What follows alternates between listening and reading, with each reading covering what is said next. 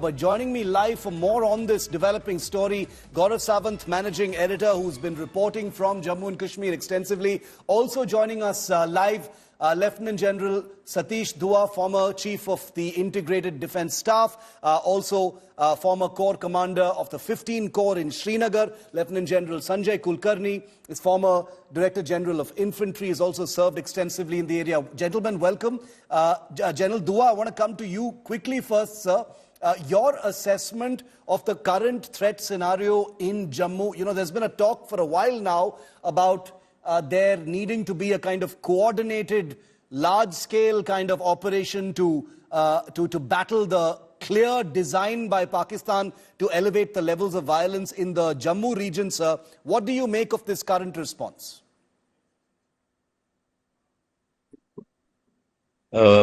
As we have been seeing the developments in the last couple of months, yes, Jammu region is being activated, and it is being activated because it was so far comparatively dormant. Because in the valley in Kashmir Valley, things are moving on the surface, moving back to normalcy. We've also had a good election. The tourists are coming, and everything is going on well. So the dormant areas being activated. We have seen the kind of operations, the way terrorists strike. They yes, not only have struck on, they have not only struck the soft targets and targeted killings of one community, etc., but they have been emboldened, and they have started ambushing or striking at ambushing security convoys, army convoy, or striking at the security forces yes, camps or the army units, etc. When we see such operations, it is very clear that these are very trained terrorists, like you or one of your reporters said earlier. They are either Pakistan trained terrorists, or we can't even rule out if there are some ex-Pakistan army soldiers into this, because we see a concerted plan to create turbulence here in this yes, area, absolutely. to instill fear in the minds of people, take advantage of the fact that since area was dormant, some of the forces had been thinned out earlier. So what is being done now? You also mentioned in 2003, when this Yes, area of Surankot, Rajouri, and I have commanded my battalion and brigade in this area many years earlier. So yes, these areas were infested with terrorists, and a very massive operation called Sarp Vinash was launched in 2003 in the areas of Surankot, the Punch and Rajouri district, Hill Kaka areas. The terrain has been described by your reporter on the ground. I just want to add one more thing to that, to the terrain that he added. It's a high altitude area, jungle area. There are also very many caves that give shelter. So when you go up to from correct. the line of villages and dhokes, here there are graziers that go up. So there are dhokes, the temporary houses on the higher reaches. There are also Yes, caves that the terrorists have been using. What is being done now in this operation? I gather from the press that last couple of days, more army units, a brigade, and one unit of special forces has reinforced the Jammu region. yes, So yes. Operation Sarp Vinash 2, I mean the same operation that we're giving the same name, but now it is going to tackle. What we are essentially doing is that since the terrorists have activated a dormant area, and we need to create some turbulence for these terrorists, we have to shake Absolutely. them from their comfort zones, wherever they think that they can strike at will. And a large-scale operation launched in a coordinated manner. Details obviously are neither known nor is it desirable to discuss them here. Correct, correct. But just like the Surf Mirage 1, and this is going to be an operation. If you also Okay. remember, there was an operation All Out launched in Yes, Kashmir Valley at the end of my tenure as Corps Commander, but it went on in 2017.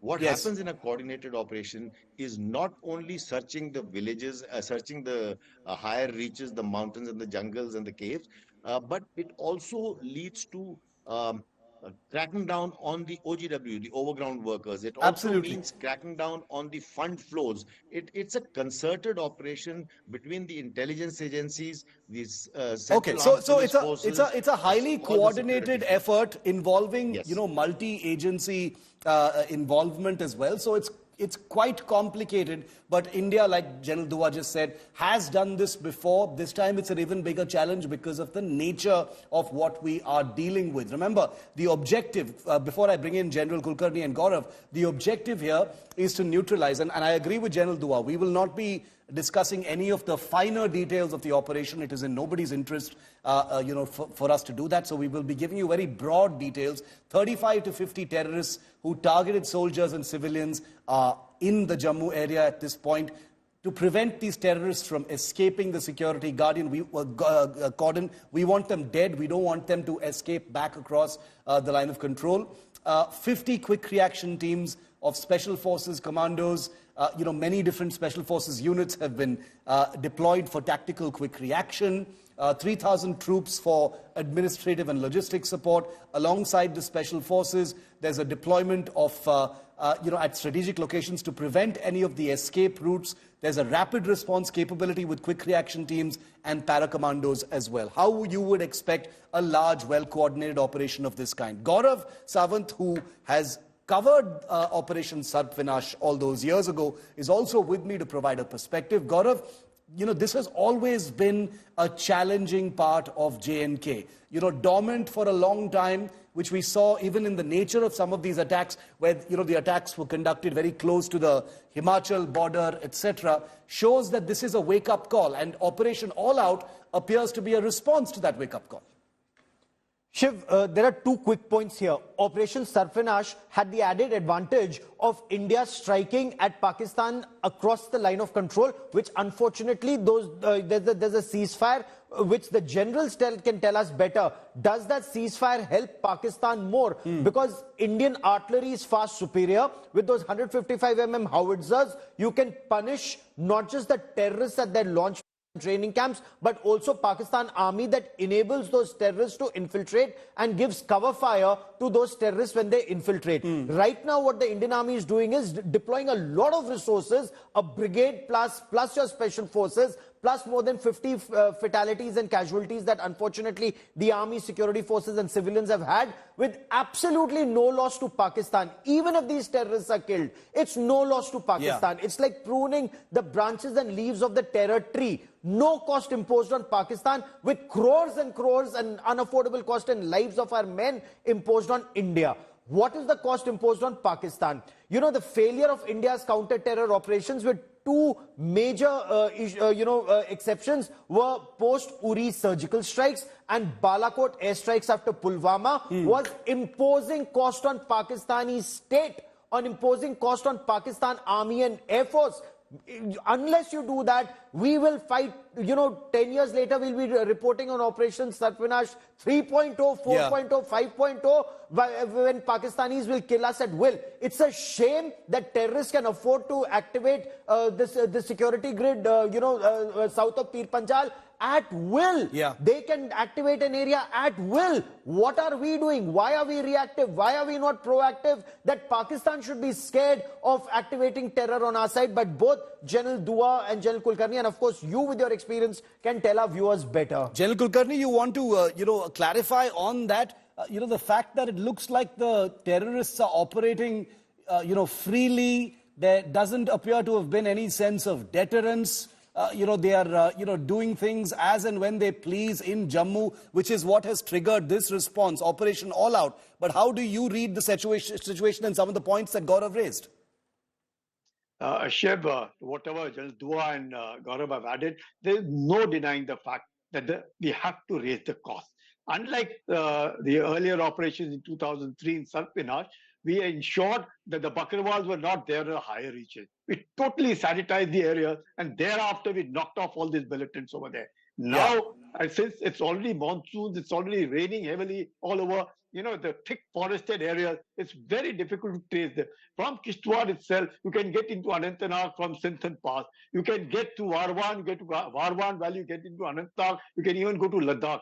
from Kishtwar, from Pada, you can get into Himachal Pradesh. From Bhadarwa, you can get into Pir Panjal and all over. So you find this entire area thickly forested, very well connected, and the kind of logistic support, because these 40 to 50 terrorists who are, I agree with General Dua, they're probably ex-servicemen. I go along with him because the kind of equipment that they manage, the weapons after whatever we left in Afghanistan, that the weapons have come in, the kind of the Chinese apps they have, the Chinese bullets they have, the night vision devices that they have, they're very well equipped. And well, with the logistic support and the overground workers, there are a whole lot of people guiding them for whatever the cost and whatever the reason it may be. It's now not easy. Let me tell you, not easy. Because firstly, the mountains can suck in any number of, it's a huge area. Kishtwar, Dodar, Yasi, Rajouri, Punj, Padar, Varwan, Navapachi, Varwan, going down to Gundo, it's a huge, absolutely huge, thickly forested, very difficult, and all the Bakarwal right down the higher reaches. So the dhoks are full of these people, full of these sheep, goat, all kinds of animals there. Pasture lines are full. It's raining heavily over there. Plus, no visibility. It's very difficult to find out. And they have all these kind of local support there. It's not easy. But yes, we have to get out to them, because even helicopters sometimes can't fly. Drones will not be able to work very well there. Firstly, because of the weather conditions, the terrain over there, and the logistic support that they have managed to get from there. So it's going to be tough. But yes, they will be eliminated. There's no denying the fact. But expecting something like Sarp-Vinash is not possible, because we have not sanitized the area. Unlike in the earlier case, it was sanitized. Now they're already in. There are 40 to 50 people already in. And imagine looking for a needle in a haystack. Not easy. So, what about what happens on the other side? General Dua, it was on your watch as the 15 Corps commander that the Uri surgical strikes happened, in 2016, sir. Will there be a trans-LOC component in your view to what is happening right now, or does there need to be, like General Kulkarni said, these terrorists have already infiltrated. Does there need to be a deterrent, punitive element across the lines also? I agree that there needs to be a deterrent, a punitive action on Pakistan. What shape that punitive action will take will be left for the leadership to decide. When we did Uri surgical strike, and the next time when it was in response to the Pulwama terror attack, it was an precision airstrike. So the response will vary. The response will vary. But yes, we have to impose costs, whether we take a military action, whether we take diplomatic actions, whether we isolate them. So, the point is, we have to make it very clear to Pakistan that this will not be tolerated. A bold response is required. A Sarp-Vinash and Operation All-Out kind of operation has already been launched to shake them out of the comfort zones. But yes, we have to impose costs on Pakistan, which is perpetrating this terror across the LOC. Gaurav, what is the sense that you're getting from within the establishment, within the leadership? Obviously, we will not discuss what tactical or strategic plans are, or whether there will be punitive attacks. That is entirely left to the leadership and to the army. But what is the sense you're getting? After Uri and Balakot, which definitely played their own part. I don't trust the cynics at all when they say that "Arey terror phir bhi ho raha hai." That's not true. The deterrent value of both those strikes played a very, very major role in the huge dip in terror that the region has seen, since both those attacks. What is your sense from the system about doing something like that? Shiv, Pakistan, through these attacks, is testing the Narendra Modi government's resolve when the BJP is not in full power with 272 of its own. They're seeing whether this is a weaker government, whether its resolve is weaker, whether its response is weaker. Shiv, I have been covering this for decades, if I may. When Narendra Modi was to take over as Prime Minister first time in 2014, there was an attack that had taken place, on the Indian consulate in Afghanistan. So they were testing what would India's resolve be. It's par for the course. They will do it. China, every time it sends in one of its premiers or presidents for a visit, or our premier goes there for a visit, they send in their troops to see, to mount pressure on India. It's standard tactics by both our hostile adversaries. Again, in 2019, that Pulwama attack took place, which of course led to a Balakot. This time, they're doing all of this. That will the response be as stern as Balakot? Both the generals and you know better. Terrorism went down after Balakot because Pakistan army knew there will be massive consequences in case there's an attack of this nature. So they didn't kill 40 people in one go. They've killed 40 soldiers, but in 7 or 8 different attacks. So 4 one time, 5 one time, 6 one time, 4, 3 one time. The number has crossed 40, but it isn't shocking the nation or the government into action because it's not one go. Will there be, again, both the generals and you can advise us better, Shiv. Do we need to activate the LC once again? Use your howitzers to punish Pakistan. They cry. Pakistan sued for that Ramzan ceasefire in 2003 first time because our artillery carried out a series of punitive strikes. Whether it's in Siachen or in Kashmir or in Jammu area, wherever we activate our big guns, Pakistan cries. If we do that again, is that cost effective? Does it lead to more loss of lives on our side or more loss of business on our side? All of that needs to be factored in, but Pakistan must be punished. It cannot go unchallenged. General Kulkarni, final word to you then.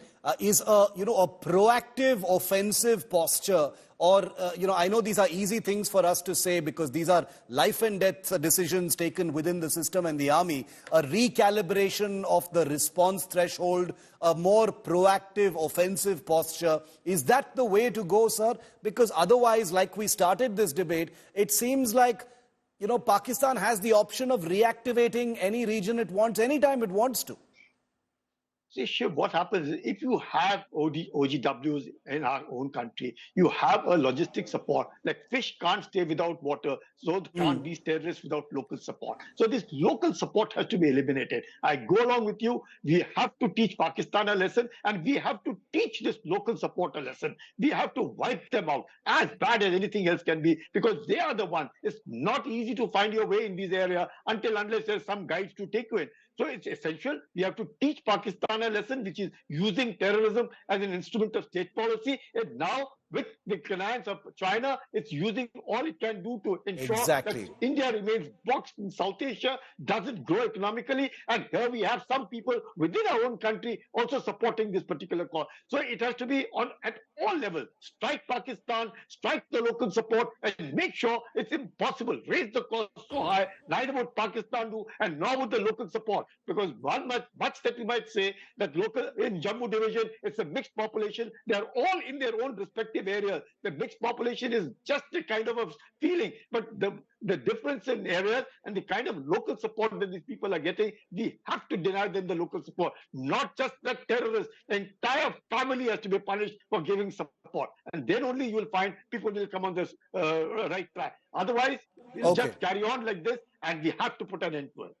We have to put an end to it. Hopefully, Operation All Out, Sarfinash 2.0, whatever we want to call it, needs to draw a line in the sand so that debates of this kind will not be necessary in the future. Can India read a kind of permanent riot act using what's happening in Jammu right now to stop terror completely across the line of control? We will have to wait and see. All we can do is wish our security forces the very best and happy hunting in the Jammu division. General Dua, General Kulkarni, Gaurav, always a pleasure. Thank you very much, gentlemen, for joining me on Part A of 5 Live this evening.